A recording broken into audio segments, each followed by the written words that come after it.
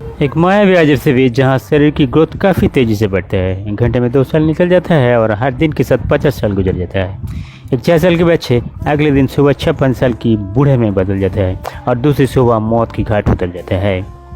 बीच के वातावरण से बाहर निकलते ही धीमी ग्रोथ की वातावरण को सहन नहीं पाते और इसी कारण से भागने वालों को भी मिलते हैं दर्दनाक मौत। पर कोई तो होगा इस मौत की चंगुल से बाहर निकलने का रास्ता। यही है कहानी आज की मूवी दोस्तों। वेलकम दोस्तों, पीएस मूवी स्टोरी अब प्रेजेंट करने जा रहा है एक अनोखी sci-fi thriller movie old. Anamika नाम के एक बीच रिसोर्ट होटल को दिखाया जाता है। काफ़ी सारे लोग अपने फैमिली के साथ छुट्टियां मारने आई। कुछ ही दिन में पता चला कि प्रिस्का के पेट में एक ट्यूमर है जिसे ऑपरेशन करना जरूरी है। इस बात को सिनेमा में दबाई कहीं उसको दोनों बच्चे ट्रेंट और मेडॉक से डर न जाए और निकल पड़ी छुट्टियों में खुशियां मारने बच्चों के साथ उस अनामिका बीच रिसोर्ट में। हो सकता है यही आखिरी बार बच्चों के साथ अच्छी पल को गुजरना। जिंदगी पर भरोसा उठ चुके थे। साथ में पोती गाय कूपर भी है, पर जल्दी ही उसके साथ डाइवोर्स होने वाली है। बड़े मजे के साथ Cooper family Anamika hotel resort में पहुंचा है। होटल की लग्जरियस इंतजाम देखकर काफ़ी रोमांचित हुई। खुद मैनेजर आई वेलकम करने के लिए और पीले लजीज जूस ड्रिंक्स। प्रिस्का हैरान हुई ये सोच करके ऑनलाइन बुकिंग में भी ऐसा अच्छे होटल मिल सकता है। इस ट्रिप के लिए खुद को किस्मत वाली समझने लगी, पर तजब होकर देखी कि खुश किस्मत के हकदार सिर्फ वो नहीं है, और भी काफ़ी फैमिली आई है इस रिसोर्ट में छुट्टियां मारने के लिए। ट्रेंट और मैडॉक्स और बच्चों के साथ बीच में हंसते खेलते दिखाई देता है। इडलिप नाम के एक बच्चे के साथ ट्रेंट की दोस्ती होती है जो होटल की मैनेजर की भतीजा है। इडलिप ट्रेंट के साथ कोडिंग पजल गेम खेलते हैं। प्रिस्का के साथ चार्ल्स की फैमिली के साथ मुलाकात होती है। चार्ल्स पेशा में एक सर्जन डॉक्टर है। बीबी क्रिस्टल की कैल्शियम डिफिशियंसी की बीमारी है। बेटी कायरा एक 6 साल की बच्ची है और चार्ल्स की मां एग्नेस भी साथ आई थी। अचानक एक पेट्रिसिया नाम के औरत को मिर्गी बीमारी का दोहरा पड़ता है। डॉक्टर चार्ल्स आके उसे हेल्प करता है।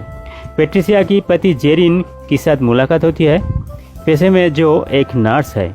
अनामिका होटल में बहुत सारे इंटरटेनमेंट फैसिलिटीज़ है। मेडिकल कंडीशन के हिसाब से फूड और जूस को साथ किया जाता है।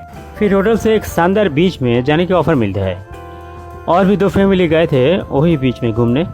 अनोखे चट्टानों से घिरे एक खूबसूरत बीच था। फिर समय के साथ पता चलता है कि वो लोग एक खौफनाक अजीब बीच में फंस गए हैं। कुछ छोड़ गए पुराने चम्मच छुरी और कुछ पुराने विजिटर्स की सामान रेत में पड़ी हुई मिलता है। एक लड़की की लाश पानी में बह कर आते हैं। चार्ल्स की बूढ़ी माँ अचानक मर जाता है।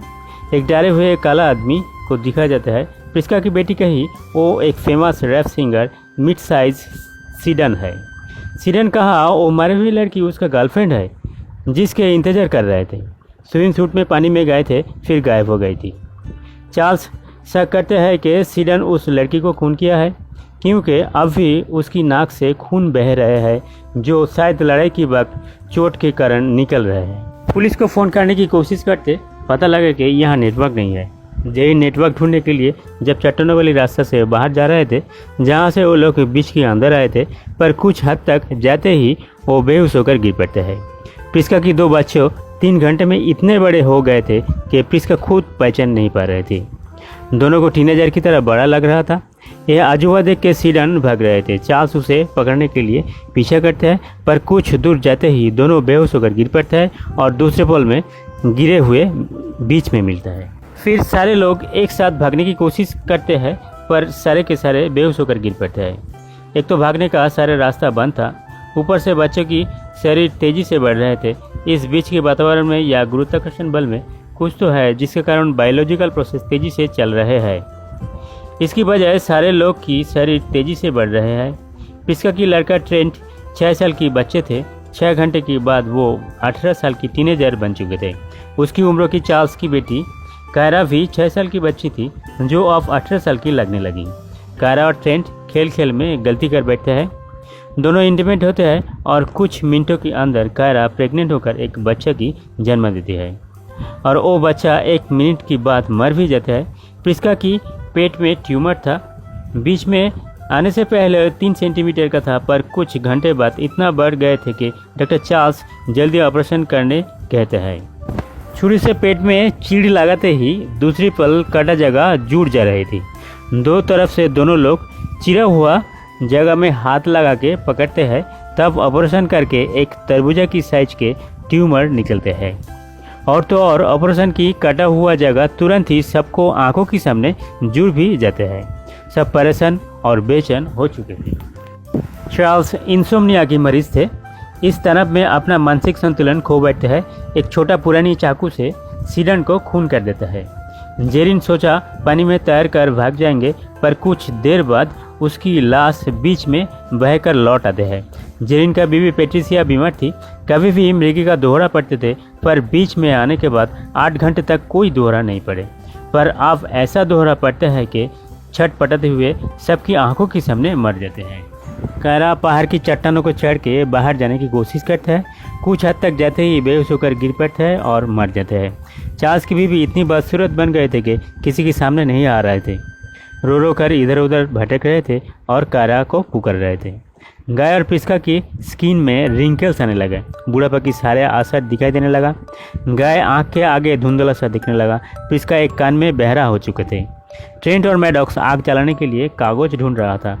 ट्रेंट को एक डायरी मिला जिसे कुछ लोगों की डिटेल्स लिखा हुआ था। शायद जिन लोगों ने डायरी की मालिक के साथ गायब हो चुके थे। ट्रेंट उस डायरी को अपने पास रख लेते हैं। चार्ल्स की पागलपन बढ़ गए थे। किसी को पहचान नहीं पा रहे थे। दुश्मन समाज के गाय पर चाकू से हमला करते हैं। प्रिस्का रोकने की कोशिश करते ही उसको भी चाकू से वार कर रहे थे, पर चोट का घाव तुरंत भर जाने के कारण कोई जख्म नहीं हो रहा था। ट्रेंट और मैडॉक्स चट्टानों की एक गुफा में छुप जाता है। एक रास्टेड छुरी ढूंढ के प्रिस्का चार्ल्स को मारता है। छुरी की जंग चार्ल्स के शरीर में जहर की तरह फैल जाता है और चार्ल्स मर जाता है। गुफा के अंदर क्रिस्टल रो रही थी। कैल्शियम की डिफिशियंसी के कारण उसकी बैकबोन बेंड हो चुके थे। ट्रेंट और मैडॉक्स को भागाने की कोशिश करता है। हर स्टेप में उसकी हड्डियां टूट जाते हैं और अजीब तरह से जुड़ भी जाते हैं।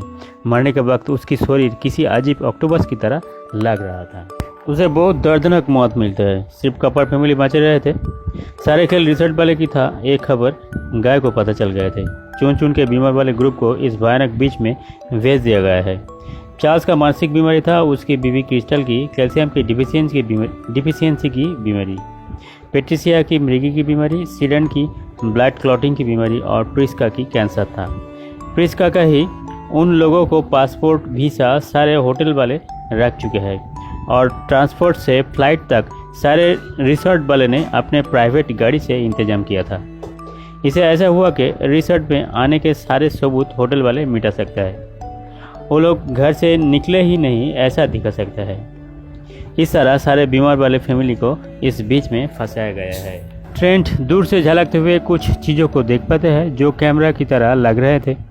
वहाँ भटकते हुए एक आदमी को भी दिखाई पड़ता है। शायद उस कैमरा से इस बीच को निगरानी किया जाता है।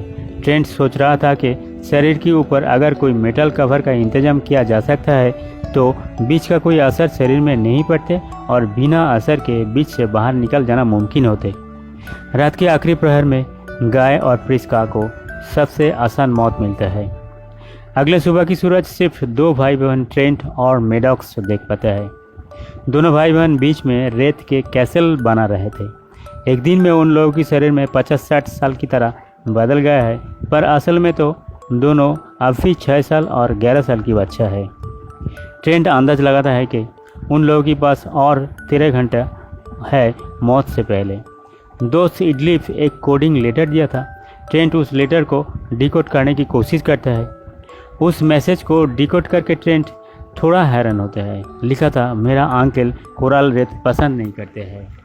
बीच की एक तरफ पानी में कोरल की दीवार देखते हुए ट्रेंट को आइडिया हुआ कि शायद कोरल दीवार के अंदर से निकल जाएंगे तो बीच की असर से बच के निकल जा सकता है। दोनों भाई बहन पानी में डुबकी लगाई और पानी के नीचे कोरल के अंदर एक सुरंग से तैर के आगे बढ़ने लगे। मैडॉक्स की कपड़ा कोरल में फंस जाता है। उसकी सांसें फूलने लगी। दूर से बीच को नज़र करते हुए किसी को दिखाई देता है। वो वही ड्राइवर जो बीच में सबको छोड़कर गए थे। ड्राइवर अपना बॉस को फ़ोन में बताता है कि बीच के सारे लोग मर गए हैं। वो वापस लैब में आ रहा है। ड्राइवर जब होटल में लौटता है, होटल के पीछे एक बड़ा रिसर्च सेंटर को दिखाया जाता है। असल में Warren and Warren pharmaceutical company का रिसर्च सेंटर है। बीच को एक्सपेरिमेंटल लैब और भेजने वाला लोगों को लैब रैट्स की तरह इस्तेमाल करता है। बीमार लोगों को ड्रिंक्स के साथ दवाई पिलाया जाता है और बीच में भेज दिया जाता है ये टेस्ट करने के लिए कि उनको मेडिसिन कम करता है कि नहीं या साइड इफ़ेक्ट है कि नहीं, क्योंकि बीच में समय तेज़ी से बीतता है। टेस्ट रिजल्ट के लिए सालों तक इंतज़ार नहीं करने पड़ता है। उन रिसर्चर वालों को ये मानना है कि लाखों लोगों की भलाई के लिए कुछ लोगों को जान गंवाना कोई बड़ी बात नहीं है। अब तक 73rd एक्सपेरिमेंट था और फाइनली मृगी बीमारी का दवाई मिल चुकी है। पैट्रिसिया को 8 घंटे तक कोई दोहरा नहीं पड़ा। मतलब रियल लाइफ में ये मेडिसिन 16 साल तक क्योर दे सकता है, पर रिसर्चर की इतना बड़ी कामयाबी नाकामयाबी में बदल जाता है, क्योंकि ट्रेंट और मैडॉक्स कष्ट कोशिश के बाद बीच से बचकर निकलते हैं। साथ में लाए थे वो डायरी जो पुलिस वालों को दिया था। पुलिस पहले हैरान होती है, पर चेक करके देखे तो मालूम हुआ कि सारे मेंशन लोग दुनिया से गायब हो चुके हैं। पुलिस टीम आके अनामिका होटल में रेड करता है। रिसर्चर को गिरफ्तार किया जाता है और होटल को सील कर दिया जाता है। मीडिया से सबको इस खतरनाक रिसर्च और भयानक बीच के बारे में पता चलता है। अंत में 50 साल की ट्रेंट छोटा दोस्त इडलिफ को थैंक्स कहते हैं, क्योंकि उसी के कारण वो लोग जिंदा वापस आए हैं। मूवी वहीं पर खत्म